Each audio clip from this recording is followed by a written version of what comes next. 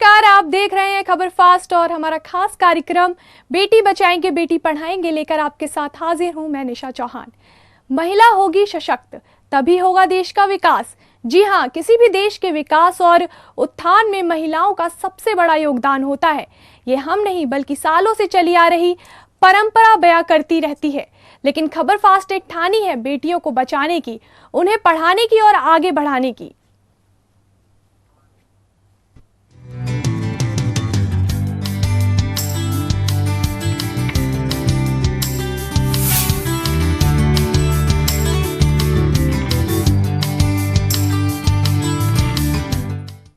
बेटी बचाओ बेटी पढ़ाओ की जिसकी शुरुआत प्रधानमंत्री नरेंद्र मोदी ने 22 जनवरी 2015 को पानीपत हरियाणा में की थी।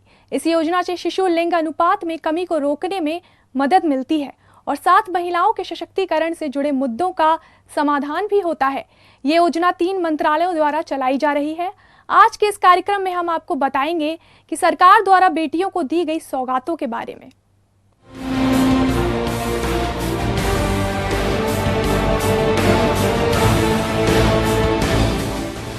भारत में जनसंख्या तो बड़े पैमाने से बढ़ रही है, लेकिन लड़कियों का अस्तित्व आज भी कम ही है। आधुनिकीकरण के साथ साथ जहां लोगों के विचारों में भी आधुनिकता आनी चाहिए, वहां बेटी को कोख में खत्म करने का अपराध बढ़ता ही जा रहा है। देखा जाए तो अगर ऐसे ही हालात चलते रहे तो वो दिन दूर नहीं जब हमारे देश का अस्तित्व हमारी देश की बेटियों के साथ ही खत्म हो जाएगा। अर्थात देखा जाए तो लोगों को जागरूक करने के लिए इस योजना की शुरुआत की गई। आपको बता दें कि बेटी बचाओ बेटी पढ़ाओ योजना कन्या भ्रूण हत्या और बेटियों की सुरक्षा के लिए बनाई गई है। आपको जानकर हैरानी होगी कि वित्त मंत्री अरुण जेटली ने बेटी बचाओ बेटी पढ़ाओ योजना के लिए शुरुआती बजट 100 करोड़ तय किया है। आपको बता दें कि इस योजना की ब्रांड एम्बेसडर बॉलीवुड की महानायिका माधुरी दीक्षित को बनाया गया है। ऐसा नहीं है कि सरकार इस योजना की सफलता के लिए कुछ कर नहीं रही। लोगों को जागरूक करने के लिए करोड़ों रुपए भी विज्ञापन पर खर्च किए जा रहे हैं। असल में मोदी जी का मानना है कि जब तक योजनाओं के प्रति जनता जागरूक नहीं होगी तब तक उस दिशा में सफलता पाना मुश्किल है। उनका ये भी मानना है कि जब तक विज्ञापन के लिए इन योजनाओं का बढ़ चढ़कर बखान नहीं होगा तब तक ये घर घर का मुद्दा नहीं हो सकता। देखा जाए तो सरकार लोगों को जागरूक करने के लिए हर संभव कोशिश करती है, लेकिन फिर भी कहीं न कहीं सरकार विफल हो जाती है। आइए ग्राफिक्स के जरिए जानते हैं कि आखिर क्यों और कैसे इस योजना की शुरुआत हुई। इस योजना की शुरुआत की जरूरत 2001 के सेंसस के आंकड़ों के अनुसार हुई। हमारे देश में 6 साल के बीच का लिंगानुपात हर 1000 लड़कों पर 927 लड़कियों का था। 2011 में गिरावट देखी गई और अब आंकड़ा 1000 लड़कों पर 918 लड़कियों तक पहुंच चुका था। 2012 में यूनिसेफ द्वारा पूरे विश्व भर में 195 देशों में भारत का स्थान 41वां था। इसी वजह से भारत में महिलाओं और लड़कियों की सुरक्षा के प्रति लोगों की जागरूकता जरूरी हो गई। योजना कन्या भ्रूण हत्या को जड़ से मिटाने के लिए लोगों से आह्वान भी करती है। ब्यूरो रिपोर्ट, खबर फास्ट। कन्या भ्रूण हत्या पर रोक लगाने के लिए राज्य और केंद्र सरकारों की तरफ से कई योजनाएं बनाई गई, लेकिन क्या ये योजनाएं जिनके लिए बनाई गई हैं उनको इन योजनाओं की जानकारी है? क्या उनको इन योजनाओं का लाभ मिला है? क्या ये योजनाएं धरातल पर उतर पाई हैं? हमारा मकसद भी यही है कि सबसे पहले आपको उन तमाम योजनाओं के बारे में बताएं जो बेटियों से जुड़ी हुई हैं। कन्या भ्रूण हत्या पर सरकार की तरफ से दी गई योजनाएं। बालिकाओं के लिए महाराष्ट्र सरकार ने भाग्यश्री योजना लॉन्च की। बेटी बचाओ बेटी पढ़ाओ योजना से सरकार ने भाग्यश्री योजना को जोड़ा। गरीबी रेखा से नीचे वाले परिवारों को मिलेगा इसका लाभ। सरकार हर साल बालिका के खाते में जमा करवाती है 21,200 रुपए। 18 साल पूरे होने पर बालिका को मिलेंगे 1 लाख रुपए। 8 मार्च 2015 को सरकार ने लॉन्च की थी ये योजना। सुकन्या समृद्धि योजना देश के प्रधानमंत्री नरेंद्र मोदी ने देश भर के लिए लॉन्च की। स्कूल में पढ़ने वाली ऐसी छात्राओं के भी खाते खुलवाए जाएंगे जिनकी उम्र 10 साल है। खाता खोलने पर जमाकर्ता को बैंक पासबुक दी जाएगी। बालिका की उम्र 21 साल होने पर ही खाता परिपक्व होगा। न्यूनतम 1000 रुपए से खुलेगा खाता। सुकन्या समृद्धि खाता 1000 रुपए से खुलेगा। कम से कम 1000 और अधिकतम 1.5 लाख रुपए जमा किए जा सकेंगे। लाडली लक्ष्मी योजना के नियमों में जून 2015 से ई लाडली लक्ष्मी योजना को शामिल किया गया। योजना में रजिस्ट्रेशन करवाने पर 1 लाख रुपए का प्रमाण पत्र ऑनलाइन जनरेट कर डिजिटल हस्ताक्षर के साथ जारी किया जाएगा। बालिका की पढ़ाई के लिए समय समय पर ई पेमेंट के द्वारा भुगतान किया जाएगा। कक्षा 6 में प्रवेश लेने पर 2000 रुपए, 9वीं में 4000 रुपए और 11वीं 12वीं में एक दौरान हर महीने 200 रुपए का भुगतान किया जाएगा। बालिका की उम्र 21 साल होने, कक्षा 12वीं की परीक्षा में सम्मिलित होने पर योजना की राशि का भुगतान किया जाएगा।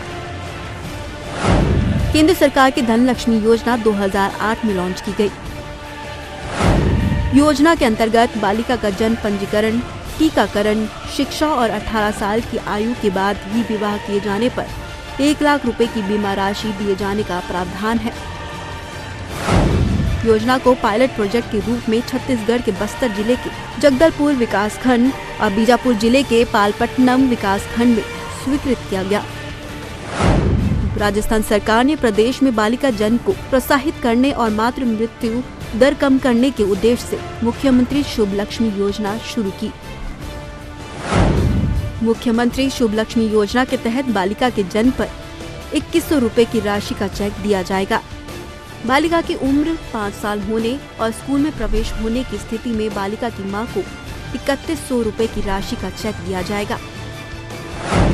मुख्यमंत्री शुभ लक्ष्मी योजना के तहत बालिका जन्म पर बालिका की मां कुल 7300 रुपए की राशि प्रदान की जाएगी। कन्या विवाह योजना कमोबेश हर राज्य में संचालित की जा रही है। अलग अलग राज्यों में इस योजना के अंतर्गत प्रदान की जाने वाली राशि अलग है। राज्य सरकार द्वारा विधवा और डिवोर्सी महिला को 30,000 रुपए दिए जाते हैं। छत्तीसगढ़ में बीपीएल परिवार के युवक युवतियों को विवाह के लिए 15,000 रुपए दिए जाते हैं। साथ ही 1000 रुपए का चेक, प्रमाण पत्र और गृहस्थी का सामान भी दिया जाता है। हिमाचल सरकार ने बालिकाओं के लिए विभिन्न योजनाएं संचालित की है। इनमें प्रमुख है बेटी है अनमोल योजना और मुख्यमंत्री कन्यादान योजना। बेटी है अनमोल योजना के तहत सरकार बीपीएल परिवार में बालिका के जन्म पर 10,000 रुपए की राशि बैंक खाते में जमा करवाती है। बालिकाओं को पढ़ाई के लिए 12वीं कक्षा तक 300 से 1200 रुपए की स्कॉलरशिप दी जाती है। मुख्यमंत्री कन्यादान योजना में अनाथ अथवा जिन बालिकाओं के पिता शारीरिक रूप से अक्षम है, बालिकाओं को उनकी शादी के लिए 25,000 रुपए की मदद दी जाती है। बालिकाओं के सही विकास के लिए आंध्र प्रदेश में गर्ल चाइल्ड प्रोटेक्शन स्कीम के तहत अलग अलग नियम शर्तों को पूरा करने वालों को 30,000 से 1 लाख रुपए तक की एक मुश्त राशि दी जाती है। ये योजना अनाथ और अक्षम बच्चियों के लिए जारी की गई। मुख्यमंत्री शुभ लक्ष्मी योजना। शिक्षा हर व्यक्ति के लिए जरूरी है। शिक्षा हर एक व्यक्ति का जन्म सिद्ध अधिकार है, चाहे लड़का हो या लड़की। शिक्षा सबका समान अधिकार है। लेकिन अगर शिक्षा में असमानता की बात की जाए तो सैकड़ों ऐसे उदाहरण सामने आ जाएंगे जिसमें शिक्षा को लेकर असमानता देखी जाती है, जो समाज में भेदभाव जैसी स्थिति पैदा करती है। आइए आपको दिखाते हैं कुछ खास।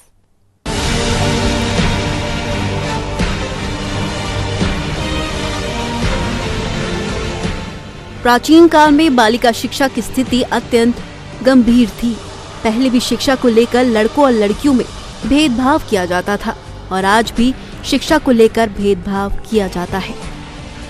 अगर बात हरियाणा की जाए तो इस राज्य में आज भी कहीं न कहीं लड़कियों की शिक्षा को लेकर भेदभाव किया जाता है। ग्रामीण क्षेत्रों में लोग आज भी शिक्षा के महत्व को नहीं समझ पाते। उन्हें लगता है कि सिर्फ पुरुषों को शिक्षा की जरूरत है क्योंकि वो ही नौकरी करते हैं। और काम करने बाहर जाते हैं। लड़कियां तो घर में रहती हैं और शादी के बाद घर के कामों में ही उनका ज्यादातर समय बीत जाता है। कुछ इलाकों में आज भी लड़कियां घर पर चूल्हा चौका करती हैं। उन्हें बाहर जाकर पढ़ने लिखने की आजादी नहीं है। सरकार समाज में नारी का स्तर ऊंचा उठाने की कोशिश में लगी है और पुरुषों के बराबर स्त्रियों की भी शिक्षा को प्राथमिकता देने की कोशिशों में लगी है।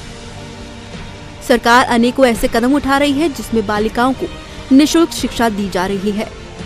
हरियाणा का एक गांव ऐसा भी है जहां बेटियों के जन्म लेने पर केवल कुआं पूजन ही नहीं होता बल्कि रात भर भोज चलाया जाता है और पंचायती सरकार बेटी को जन्म देने वाली मां को एक मुफ्त राशि भी दी जाती है। समाज में बेटियों के खिलाफ भेदभाव और असमानता को खत्म करने सरकार की तरफ से कई कदम उठाए गए, जिससे कन्या भ्रूण हत्या में भी काफी कमी आई है, पर पूरी तरह से इससे छुटकारा नहीं मिल पाया है। सरकार कन्या भ्रूण हत्या को लेकर लगातार नई नई योजनाएं लेकर आ रही है, चाहे वो योजना लड़कियों की शिक्षा को लेकर हो या उनकी शादी को लेकर या फिर उनके जन्म को लेकर ही क्यों ना हो। सरकार ने हर दिशा में अपने कदम बढ़ाए हैं ताकि कोई भी लड़कियों को बोझ समझकर ना मार सके। ब्यूरो रिपोर्ट, खबर फास्ट। आओ घर घर अलग जगाएं, कन्या संतान को गले लगाएं। अलग जगाओ, बेटी बचाओ, बेटी को अधिकार दो, बेटे जैसा प्यार दो। लक्ष्मी का वरदान है बेटी, धरती पर भगवान है बेटी।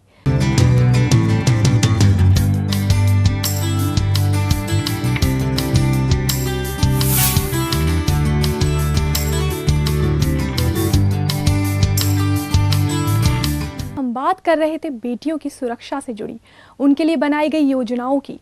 लड़कियां व लड़कों के बराबर ही होती हैं। लड़कियां भी माँ बाप का नाम रोशन करती हैं, फिर क्यों उन्हें जन्म से पहले मार दिया जाता है? इस घिनौने अपराध को रोकने के लिए कई कानून बनाए गए हैं। आइए दिखाते हैं आपको कि सरकार ने क्या कानून बनाए हैं और उनका उल्लंघन करने पर क्या क्या सजाओं का प्रावधान है।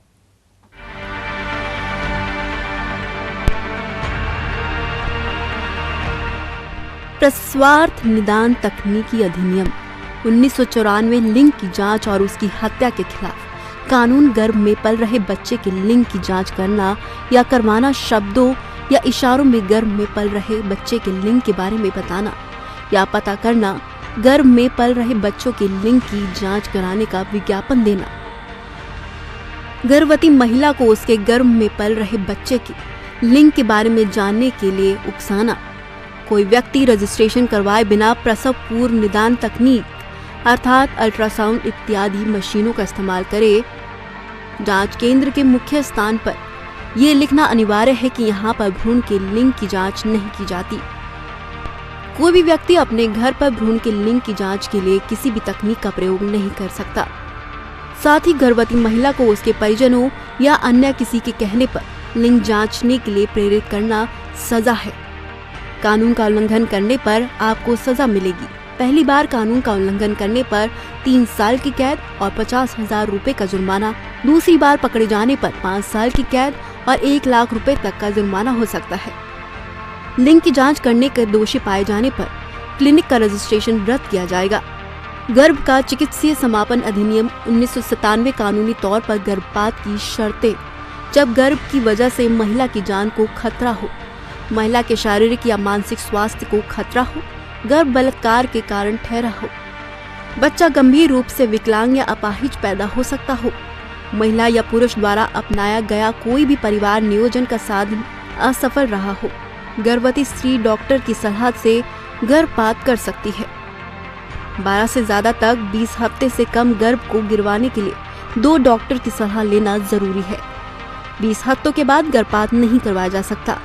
गर्भवती स्त्री का जबरदस्ती गर्भपात करवाना अपराध है।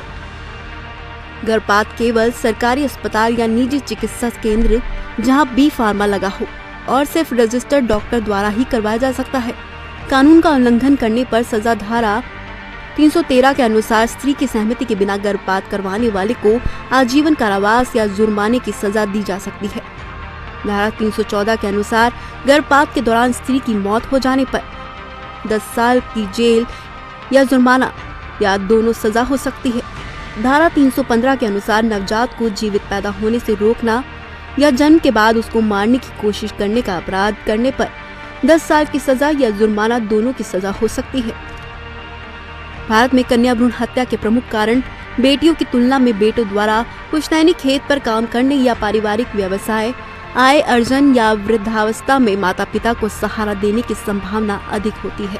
विवाह होने पर लड़का बहू लाकर घर की लक्ष्मी में वृद्धि करता है, जो घरेलू कार्य में अतिरिक्त सहायता देती है और दहेज के रूप में आर्थिक लाभ पहुंचाती है, जबकि लड़कियां विवाहित होकर चली जाती हैं और दहेज के रूप में आर्थिक बोझ होती है। स्त्री की हकीकत के पीछे सामाजिक आर्थिक उपयोगिता संबंधी कारक ये है कि चीन की तरह भारत में पुरुष संतति एवं पुरुष प्रधान परिवारों में ये परंपरा है कि वंश चलाने के लिए कम से कम एक बेटा होना जरूरी है और कई बेटे होने पर परिवार का ओहदा अतिरिक्त बढ़ जाता है। ब्यूरो रिपोर्ट, खबर फास्ट। कन्या भ्रूण हत्या जैसी घृणित कार्य में माँ बाप तो माँ बाप, उसके साथ भी होते हैं कई लोग शामिल। भगवान कहे जाने वाले डॉक्टर्स भी ऐसे काम में एक बार भी लज्जा महसूस नहीं करते। मात्र चंद रुपयों के लिए मासूमों का गर्भ में ही गला घोट देते हैं। देश भर में चोरी छिपे गर्भपात जैसे घिनौने काम को अंजाम देते हैं। चंद कागज के टुकड़ों के आगे मानवता बिक जाती है।